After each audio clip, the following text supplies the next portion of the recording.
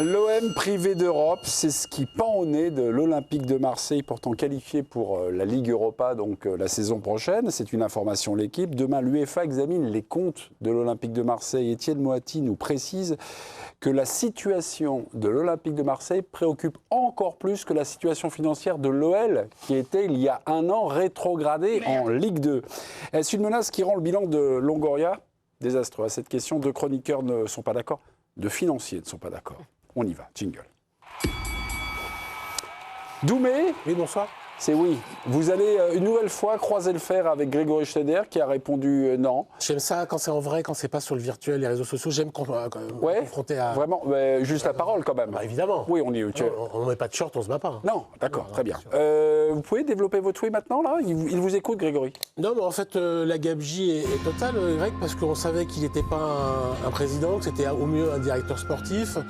Il s'est perdu dans sa communication avec cette fameuse corruption. Il était survolté, complètement fou à Auxerre. Il a fait des transferts incessants, déstabilisant tous ses entraîneurs, rendant pas claire la politique sportive du club. Il s'est trompé dans le choix de l'entraîneur en prenant par exemple dernièrement Roberto De Zerbi qui était trop volcanique pour ce club. Et maintenant on apprend qu'il ne sait même pas compter, il ne sait même pas faire un bilan financier. Donc en fait, il n'y a plus rien à sauver. Tout était nul, le sportif, l'économique, les coulisses. Merci beaucoup. Vous répondez non. Quels sont vos arguments, Grégory? Alors vous croyez, il n'est pas celui qui décide de la politique sportive du club. Il se trouve que Marseille a un président et que c'est McCourt. Marseille a un actionnaire de référence, c'est McCourt. Vous croyez vraiment que McCourt s'est réveillé ce matin en disant bah dis donc, j'ai un creux, je sais pas comment on va faire pour la Coupe d'Europe, ça craint quand même. C'est pas. C'est-à-dire que non, il avait le mandat pour laisser flotter les rubans, il avait le mandat pour creuser les déficits. McCourt a chaque fois cautionné le fait qu'il explose la masse salariale parce qu'il a raison, chaque année la masse salariale est de plus en plus grande, mais tout ça a été fait sous la direction de McCourt et en pleine connaissance de McCourt. Donc McCourt est le responsable de ce qui se passe. McCourt, c'est lui qui a le bilan désastreux. Non, pour vous, c'est Longoria que vous chargez ce soir. Tous les matins à Marseille. Le président est dans la place, Claude Leroy. Est-ce que vous validez l'explication de Grégory ou plutôt vous penchez pour celle de Dominique? Non, je vais être plutôt du côté de Grégory, même si Dominique a fait valoir certains très, très bons arguments. Mais effectivement, dans un club, il y a un directeur financier, indépendamment du président. On a beau être le président délégué ou le manager général ou un ancien agent ou un ancien directeur sportif, tous les comptes sont quand même contrôlés en permanence. Il y a des commissaires aux comptes, il y a des assemblées générales, il y a des conseils d'administration.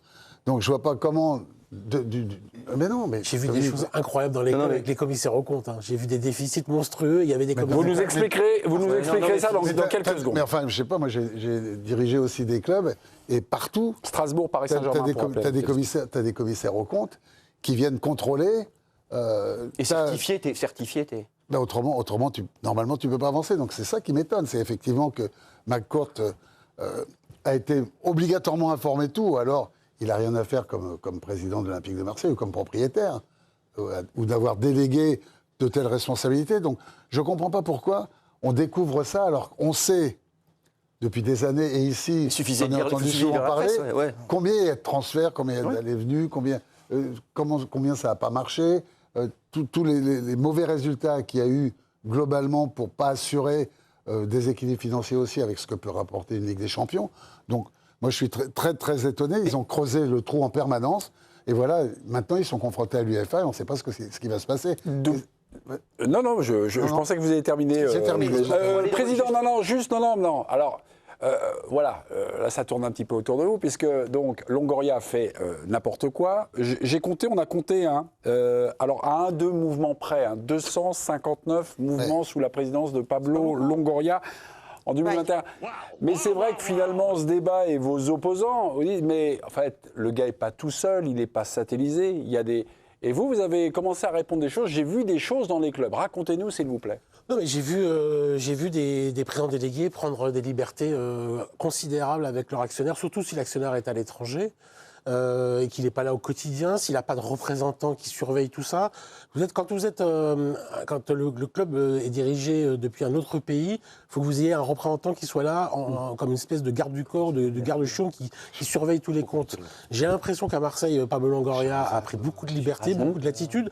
Les commissaires aux comptes, ils sont juste là pour vérifier si le propriétaire est solvable. C'est-à-dire que si la fortune est là pour couvrir éventuellement des dettes et des pertes. Mais ils sont là pour vérifier si les comptes présentés sont fidèles par rapport à la réalité. Les commissaires aux comptes, ils valident tous les comptes de tous les clubs depuis des années. La DNCG te dit... Je tenais à dire, il avait quelqu'un au club, il a toujours eu quelqu'un au club, Macourt. Il s'appelle Sherazade de Bois de... Je ne sais plus son nom précis, mais il y avait toujours quelqu'un. Et il suffisait d'ouvrir la presse, il suffisait d'ouvrir l'équipe pour savoir qu'ils explosaient la masse salariale, qu'ils ont investi tous les ans. Je ne peux pas penser que Macourt est meilleur, ce que moi je sais. Grégory, excusez-moi, mais... Il est complice, Macourt est complice, je sais pas où... Mais non, mais il a couvert, en fait. Mais tous les deux... On fait n'importe quoi. Ah mais oui, mais quand t'es le patron, tu valides.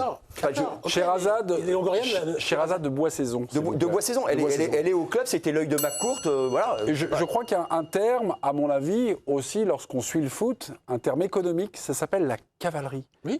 Ça veut dire dépenser de l'argent qu'on n'a pas, et qui va éventuellement arriver la saison d'après. Et souvent, ça, le système de cavalerie, ça finit souvent, on me l'a expliqué. La cavalerie, donc finalement, c'est Longoria qui en est un expert. Avant, son prédécesseur, qui est président de la Ligue, Vincent Labrune, l'a fait. Et également, il y a beaucoup de gens qui font de la cavalerie dans le football. Alors, quand finalement Dominique vous dit « j'ai vu des choses », est-ce que c'est ce qui se passe là avec l'OM, c'est la radiographie du contre-exemple qui devrait être dans le foot, mais qui existe? Quelquefois, mais beaucoup on a vu certaines affaires même d'avocats qui faisaient de la cavalerie, à savoir qu'ils empruntaient des sommes pour des raisons personnelles, privées et tout. Ils empruntaient des sommes, ils remboursaient les intérêts. Et puis le jour où on leur demandait de rembourser le capital, ils étaient pris là parce qu'ils avaient justement fait de la cavalerie. Ils pouvaient juste rembourser les intérêts avec des capitaux qui demandaient à d'autres personnes et en permanence. Mais le système Longoria, est-ce que c'est ça? Est-ce que c'est finalement la cavalerie? Pour répondre à Dominique, c'est qu'il dit un propriétaire qui est à l'étranger. Enfin, je crois que l'ancien président de Lille et de Bordeaux, il n'a pas eu besoin d'avoir un propriétaire à l'étranger pour ouvrir des gouffres financiers énormes aussi dans son club. Il devrait interdit d'exercer dans le football français. Ah oui, mais non, mais... Lui, il a coulé plusieurs clubs, plusieurs écuries de sport. Lui, il devrait être interdit. Là, tu me prends le mec le plus incompétent de l'histoire du football récente. Mais lui, il était présent dans les clubs. Oui. Ou même si de temps en temps, il était au Luxembourg. Moi, je dis que le fonctionnement, quand ton actionnaire est à l'étranger... C'est très compliqué. Par exemple, Nasser Al-Khelaifi a une délégation en direct de l'émir. Oui. Puisque le propriétaire, c'est l'émir, c'est le Qatar, c'est QSI. Donc, il ne répond que de... Tu ne pourrais pas mettre, entre guillemets, un président français qui n'aurait pas la ligne directe avec l'émir. Mais tout est contrôlé. 222 Mbappé, 180 le même été, la même semaine. À 2 semaines d'intervalle, tu dépenses 402 millions d'euros. Si tu n'as pas l'aval de l'émir qui dit « faire plus financier, j'en ai rien à secouer, allez-y, appuyez sur le bouton », tu ne peux pas le faire. Tout à fait. Je trouve que tu banalises et que tu minimises un petit peu l'importance des commissaires aux comptes dans le suivi d'un club de foot, mais pas d'une association. L'UNECATEF, tu présentes un bilan, tu as un commissaire aux comptes qui doit vérifier tous les comptes du syndicat des entraîneurs. Oui, avec Canal+, avec Colonie Capital, j'ai vu tellement de déficits monstrueux, couverts, il n'y avait pas de problème. Oui, mais parce que tu le savais. Il savait. Il y avait quelqu'un qui savait en disant je couvre. Là, le problème, c'est une histoire de fair play financier parce que il savait. Capital ont dépensé de l'argent qu'ils n'avaient pas. Par exemple, je sais qu'à Monaco, c'est quelque chose qui les hante, l'absence de recettes pour essayer d'équilibrer le fair play financier parce que c'est un club qui a du mal à faire des recettes et tout. Mais on m'alerte toutes les saisons en me disant on est à la galère là-dessus et tout. C'est pareil pour eux. Damien, donc ils l'ont vu arriver en fait. C'est ça que je veux dire. Damien, il y a un système français qui a été fait dans les années 90. Je crois que c'est notamment qui a été fait par Noël Le Graët, ou en tout cas soutenu par Noël Le Graët. L'idée d'avoir une garantie financière avant chaque saison, que le propriétaire du club puisse couvrir les dépenses, ce qui évite finalement d'avoir des clubs qui tombent comme ça en banqueroute d'une saison. Donc ils sont... Mais finalement, est-ce que c'est pas le meilleur système ces joueurs, enfin, je ne sais pas ce que ça vous inspire, Damien. Moi, j'avoue, je suis un petit peu perdu entre justement ce système, le système du fair play financier qui est autre chose, qui en fait, on ne peut pas dépenser plus que ce qu'on a... Que ce qu'on génère, oui. je sais même plus quel est le problème de l'OM. À mon avis, ils sont tellement multiples que... Pas se qualifier pour les Champions. Oui, non, mais ça j'ai bien compris. Mais les causes, c'est quoi? Est-ce qu'il y a un manque de respect de fair play financier? Oui, je peux vous le dire. Des comptes dans le rouge? Le jeu, c'est de ne pas avoir de pertes qui excèdent les 60 millions d'euros sur les 3 dernières saisons. D'accord.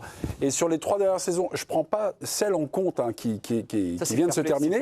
C'est le 157 millions donc, de pertes pour l'Olympique de Marseille. Voilà. Donc, sur le bilan de l'année? Sur les bilans des 3 dernières saisons, je ne prends pas cette saison qui vient de s'achever. Ça, c'est le fair play financier dont on parle. C'est le fair play financier, c'est-à-dire l'inscription. Oui, ça c'est. Parce que, voilà. Il y avait un autre système mis en place sous l'ère Le Graët au tout début. Oui. C'est la DNCG. Et la DNCG, c'est censé veiller à ce que les comptes soient équilibrés. Garantie. Que le propriétaire garantisse. Oui, mais d'accord. Ça revient au même. C'est pas la même. C'est pas loin la même. Ils sont garantis. En tout cas, ça te garantit de ne pas avoir des pertes trop importantes. Sinon, tu peux pas. Ce que je veux dire, c'est que le fair play, l'actionnaire qui peut les couvrir. Voilà. Oui, c'est-à-dire la saison. Oui, là, l'actionnaire, il a du mal à couvrir. Non, mais justement, il ne faut pas confondre. La DNCG, c'est très simple. Si l'actionnaire dit je m'en fous, je veux bien perdre 400 plaques, je les mets, je couvre, la DNCG, pas de problème. Oui, mais tu as bien compris que McCourt, il les remettait pas forcément systématiquement. Là, le truc, c'est que par contre, tu peux pas avoir un actionnaire censément qui dit ça parce que tu as le fair play pour t'inscrire en Coupe d'Europe. Parce que là, tu es censé équilibrer à peu près les recettes et les. À l'arrivée, le problème de l'OM, il est à la fois financier aujourd'hui, parce qu'on ne sait pas comment ils vont faire pour couvrir ces pertes-là, mais il est aussi sportif. Surtout. Parce que, a priori, un entraîneur comme Bruno Genesio, qui est la priorité de l'Olympique de Marseille, il hésite à aller à Marseille si Marseille ne joue pas la Coupe d'Europe la saison prochaine. Et je pense que ce sera un élément de réflexion quasi déterminant pour Genesio. Donc demain, si Marseille est exclu, je pense que ça va entrer dans sa réflexion. Non, j'irai pas jusqu'à dire c'est fini, il viendra pas. Parce que mais en si tout cas, McCourt, comme le dit Greg, rajoute un 0 au contrat, peut-être que ça le fera changer d'avis. Mais ne pas jouer la Ligue Europa. C'est pénalisant. C'est pénalisant pour un entraîneur. Ça l'embête sérieusement. Et sans parler qu'en plus, c'est une équipe qui a souvent vendu son exposition européenne pour avoir des joueurs en prêt. C'est-à-dire qu'ils arrivaient à avoir des joueurs. C'est pour ça aussi qu'il y a peu de recettes de transfert, puisqu'ils ont énormément eu de prêts à travers les réseaux de Longoria. C'est-à-dire qu'en disant, nous, on les expose en Ligue des Champions, on les valorise. Et vous ferez une bascule parce qu'on aura régénéré votre joueur. Greg, il y a aussi beaucoup d'options d'achat un peu déguisées. Oui, tout à fait. Qui font aussi que tu es dans le rouge parce que tu as promis que tu achèterais des joueurs et que donc tu lèves des options. Alors c'est peut-être parfois 2 millions d'euros, 4 millions d'euros, mais sur 259 mouvements. 259, oui, 259. Ça finit par. Même si c'est 2 millions, parfois c'est 10, parfois c'est 15, tu te retrouves avec des sommes monstrueuses à débloquer. Et après, comme tu n'as pas les rentrées, les recettes dues à la Coupe d'Europe, en fait, tu payes les clubs qui t'ont dit je te prête machin, mais tu me donnes 2 millions. Et donc, tu te retrouves à payer et jamais avoir de recettes. On a commencé par Longoria, puis après, on a fait un cours d'économie à nos téléspectateurs. Pour vous, Longoria, son bilan est désastreux, ou alors non, c'est plutôt à mettre au crédit de Franck McCourt, qui a perdu depuis 2016 604 millions d'euros. C'est son argent, mais il les a perdus. Voilà. Je suis assez d'accord avec Damien et Dominique, en fait, parce que Longoria, il avait quand même une mission qui était quand même d'assainir ce club, de l'amener régulièrement en Ligue des Champions. Et en fait, son bilan, il est négatif. Et tout est lié au sportif pour moi. Parce que si l'OM est performant sportivement, je pense que les pertes financières sont quand même moindres. Il y a une gestion qui n'est pas terrible avec tous ces transferts, mais les non-qualifications en Ligue des Champions, les parcours en Ligue des Champions qui ne sont pas réussis, ça joue dans les finances du club. Ah oui. Donc au final, c'est pas McCourt, ça. La politique sportive impulsée, c'est pas McCourt. Et même un joueur comme Greenwood, sur lequel on peut penser que l'OM réalisera une plus-value, si j'ai bien compris, une partie de la plus-value va être distribuée à Manchester United. 40%. Donc il n'y a pas beaucoup de coûts non, mais prenons réussis. La question à l'envers, Greg. Si on fait un bilan on ferait un débat sur le bon bilan de Longoria. Tu arriveras à tenir 30 secondes pour me dire en 30 secondes des bonnes choses de Longoria? Non, mais il était sous contrôle. Ce que je veux dire, c'est que tu as laissé le mec dériver. Non, mais après, on peut parler de dériver tout. Je suis d'accord, mais voilà. Voilà. Et même en étant sous contrôle, on peut admettre qu'il a failli à sa mission. Il n'a pas été bon. Oui, mais tu vois, il est resté combien de temps, Longoria? Il est resté 4 ou 5 ans. 2021. Tu peux quand même couper le fil à la présidence. Tu as quand même le temps de te rendre compte. Pas à la présidence. Non, mais je veux dire, tu ne parles pas que de fric.